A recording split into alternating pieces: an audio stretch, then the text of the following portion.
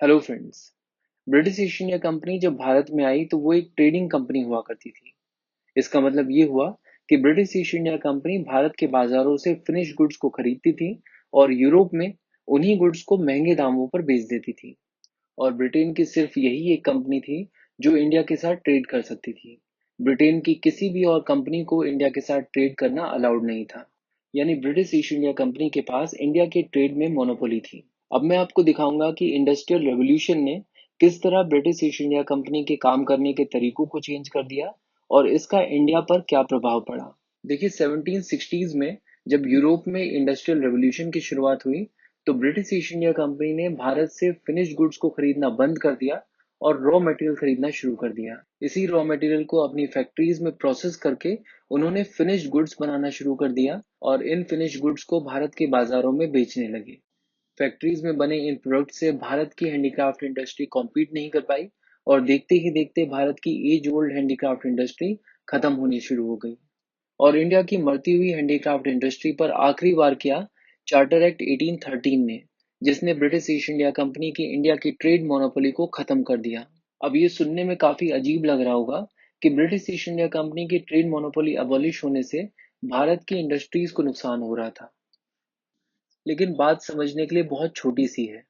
पहले एक कंपनी भारत को खोखला करने में लगी हुई थी और अब ऐसी 100 और कंपनीज को अलाउ कर दिया गया है कि वो भी भारत में आकर भारत को लूट सकती हैं। और यही रीजन है जिसकी वजह से साल 1813 को इंडियन इकोनॉमी के एक टर्निंग पॉइंट के रूप में देखा जाता है। तो अब तक के इस डिस्कशन में ये बात तो आप समझ ही चुके हैं कि किस तरह इंडस्ट्रियल रेवोल्यूशन ने इंडिया को डी इंडस्ट्रियलाइज कर दिया था। और ये सिर्फ कहने की बातें नहीं है, डेटा इसको प्रूव करता है। 1813 से 1858 इन 40-45 सालों में इंडिया का एक्सपोर्ट और इंपोर्ट 4 गुना हो गया था। और जो चीज इंडिया से सबसे ज्यादा एक्सपोर्ट हो रही थी वो थी कॉटन। तो अब अगर हम लोग 19th सेंचुरी के भारत को देखें तो हम लोग ये कह पाएंगे कि 1870s तक भारत की जितनी भी एज ओल्ड कॉटन इंडस्ट्रीज थी वो पूरी तरह से डिसअपियर हो चुकी थी। लेकिन 1870s के बाद हमें भारत में large scale mechanised industries emerge होते हुए दिखी। ये इंडस्ट्रीज ज्यादातर टेक्सटाइल इंडस्ट्रीज थी और ये भारत के वेस्टर्न पार्ट में इमर्ज होनी शुरू हुई थी, खासकर बॉम्बे और अहमदाबाद वाले रीजन्स में। भारत में इन टेक्सटाइल इंडस्ट्रीज के इमर्ज होने का फायदा ये हुआ कि भारत में आने वाला जो इम्पोर्ट था अब वो 40% तक कम हो गया था। यानी ब्रिटेन के ऊपर जो भारत की डिपेंडेंस थी कपड़ों को लेकर वो अब काफी हद तक भारत में ही सॉल्व हो पा रही थी। और ये वो समय था जब भारत की कंपनीज ना सिर्फ अपने देश की रिक्वायरमेंट्स को पूरा कर पा रही थी बल्कि साथ ही साथ चाइना में एक्सपोर्ट भी कर रही थी। इनफैक्ट चाइना एक बहुत लंबे समय तक इंडियन कॉटन प्रोडक्ट्स की लार्जेस्ट मार्केट रहा है।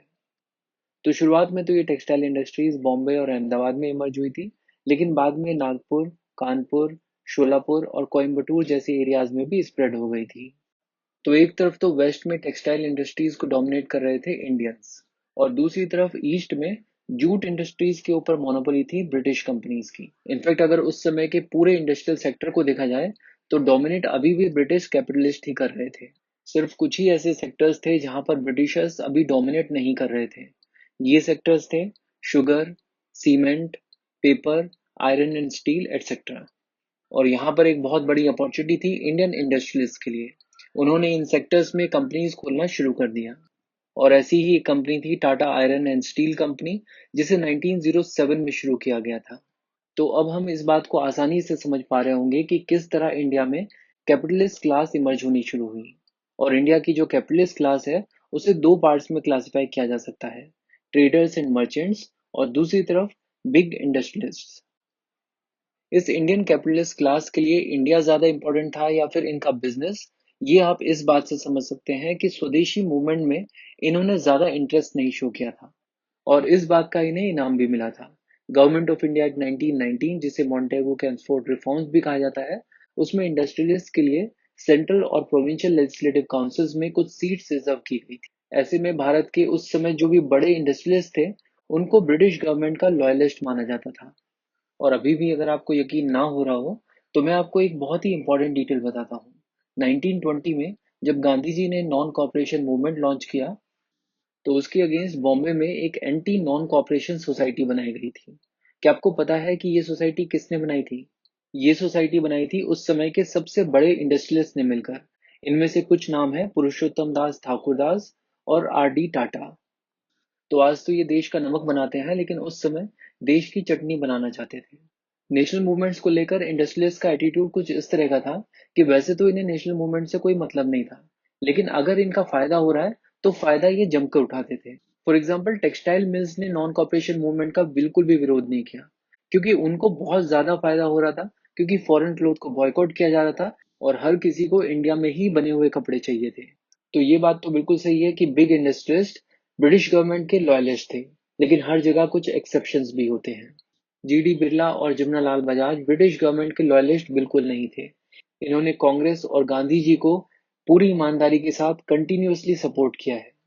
इनफैक्ट जमनालाल बजाज ने तो कांग्रेस की मेंबरशिप भी स्वीकार कर ली थी और ऑल इंडिया कांग्रेस कमेटी के ट्रेजरर के रूप में भी इन्होंने कई सालों तक काम किया था। अब आप सोच रहे होंगे कि हम लोग ट्रेडर्स और मर्चेंट्स की बात क्यों नहीं कर रहे हैं, ये भी तो कैपिटलिस्ट क्लास को ही बिलोंग करते थे। तो बात यह है कि इनका मामला थोड़ा कॉम्प्लिकेटेड है। ये गांधी जी को सपोर्ट तो करते थे, लेकिन ये सपोर्ट एक लिमिट तक ही कर सकते थे। फॉर एग्जाम्पल, इन लोगों ने बोला कि नॉन कॉपरेशन मूवमेंट में ये बस 1 साल तक सपोर्ट कर सकते हैं। अगर मूवमेंट और ज्यादा लंबा चला तो ये लोग साथ नहीं देंगे। तो इन्हें हम लोग रिलक्टेंट नेशनलिस्ट की कैटेगरी में डाल सकते हैं। तो ये जो भी चीजें हम लोगों ने डिस्कस की, ये 1930s तक वैलिड है, क्योंकि उसके बाद और उसके आसपास के समय में इंडस्ट्रियलिस्ट के लिए बहुत ही बुरा समय चल रहा था और ऐसे समय में उन्हें लगा कि गांधी जी और कांग्रेस ही उनके काम आ सकते, इसीलिए वो नेशनलिस्ट मूवमेंट्स के साथ भी जुड़ने लग गए थे। तो वो 4 चीजें जिसकी वजह से ये कैपिटलिस्ट गांधी जी के पैरों में लेटने के लिए तैयार हो गई, वो 4 चीजें थी: competition from Japan, competition from British capitalist, Hilton young commission की रिपोर्ट और ग्रेट डिप्रेशन ऑफ 1929। चलिए सबसे पहले कंपटीशन फ्रॉम जापान की बात करते हैं। देखिए, इसी वीडियो की शुरुआत में हमने देखा था कि इंडिया की टेक्सटाइल इंडस्ट्रीज चाइना में अपना माल एक्सपोर्ट कर रही थी। बड़ा प्रॉब्लम ये थी कि जापान भी इस लाइन में उतर गया था और वो बहुत ही चीप रेट्स पर अपने टेक्सटाइल प्रोडक्ट्स चाइना में एक्सपोर्ट करने लगा था। और इस कंपटीशन में इंडियन टेक्सटाइल इंडस्ट्रीज पिछड़ती हुई नजर आ रही थी। इसके अलावा इंडियन इंडस्ट्रियलिस्ट को ब्रिटिश कैपिटलिस्ट जो कि इंडिया में ऑपरेट कर रहे थे, उनके साथ भी बहुत ही तगड़ा कंपटीशन फेस करना पड़ रहा था। और वो तो जल भुन गए थे जब उन्हें ये पता चला कि मोंटेगू कैम्सफोर्ड रिफॉर्म्स में इंडियन इंडस्ट्रियलिस्ट को रिप्रेजेंटेशन दी जा रही है। और इस तरह की चीजों से निपटने के लिए उन्होंने अपने आप को एकजुट किया और 1922 में एक एसोसिएशन फॉर्म की। इस एसोसिएशन का नाम था एसोसिएटेड चैम्बर्स ऑफ कॉमर्स। और इसी के रेस्पॉन्स में 1927 में इंडियन इंडस्ट्रियलिस्ट ने भी फिक्की को फॉर्म किया, जो कि इंडिया की पहली all India indigenous business association है। इसके अलावा एक बड़ी प्रॉब्लम तब हुई जब 1925 में ब्रिटिश गवर्नमेंट ने हिल्टन यंग कमीशन को अपॉइंट किया। पर्पस था इंडिया के मॉनेटरी सिस्टम को रिव्यू करना। इस कमीशन ने अपनी रिपोर्ट में कहा कि ब्रिटिश पाउंड और इंडियन रुपी के बीच में जो एक्सचेंज रेट है, उसको आर्टिफिशियली फिक्स कर देना चाहिए। और ये एक्सचेंज रेट फिक्स किया गया 1 pound is equal to 1.5 rupees पर। और ये सिस्टम हमारे देश में 1947 तक कंटिन्यू रहा। और इस एक्सचेंज रेट को फिक्स करने का सिर्फ एक ही रीजन था, और वो रीजन था ब्रिटिश एक्सपोर्टर्स जो कि इंडिया में एक्सपोर्ट कर रहे थे अपना सामान, उनको फायदा पहुंचाने के लिए। तो यहाँ पर कैपिटलिस्ट चाहते थे कि गांधी जी या कांग्रेस ब्रिटिश गवर्नमेंट के ऊपर दबाव बनाए ताकि इंडस्ट्रियलिस्ट के लिए अच्छी पॉलिसीज लाई जाए। तो ये थी तीसरी प्रॉब्लम जो कि इंडियन कैपिटलिस्ट झेल रहे थे। और ये नुकसान तो इन्हें ब्रिटिश पॉलिसीज की वजह से ही हो रहा था। और ये बहुत ज़्यादा ज़रूरी इसलिए भी था क्योंकि ग्रेट डिप्रेशन ऑफ 1929 की वजह से बिजनेसेस वैसे भी बहुत ज़्यादा बुरी हालत में थे। तो ये थी डिटेल्स इंडियन इंडस्ट्रीज, कैपिटलिस्ट और उनके नेशनल मूवमेंट्स में इन्वॉल्वमेंट से रिलेटेड। इंडिया की हिस्ट्री, इंडियन पॉलिटी और इंडियन इकोनॉमी को डिटेल में कवर करने के लिए बुक्सटावा की प्लेलिस्ट को फॉलो कीजिए। Thank you so much for watching and supporting बुक्सटावा।